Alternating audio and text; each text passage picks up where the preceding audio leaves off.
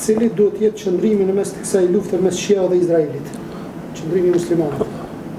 Allah i ruajt muslimanët prej sherrit të kafirave edhe zullumçarëve. Edhe është fatkeqësi që muslimanët në këtë situatë do thotë shtyrin kush është më i fortë pe mosbesimtarëve, është më i fortë Amerika apo Kina apo Rusia sa.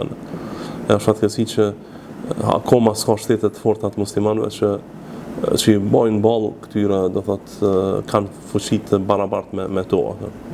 Allah subhanahu wa taala ja mundsof muslimanëve të kthjellën, të këndellën, edhe të bëhen bashkë, edhe të forcojnë ushtritë e tyre, që mos me kanë muslimanët lojë e mosbesimtarëve, qofshin ata të lindjes apo të perëndimit. Irani si Iran ka bërë shumë zullum vendeve të sunije, edhe ka dashur me shkatërru, do thotë me shkatërru shtetet e sunive, ka dashur me bërë revolucione në për vendet arabe. Një kohë ka mojtë pushtum Sirin, shumicën e Libanit, një pjesë të Jemenit e ka dashur me marrë Bahreinin, ka dashur me marrë Kuvajtin, ka dashur me bërë sherrë edhe në Saudi. Këto ka dashur me bërë Irakun, që sa kohë i ka me qindra milici të ndryshme, njësi paramilitare që i udhëheq Irani.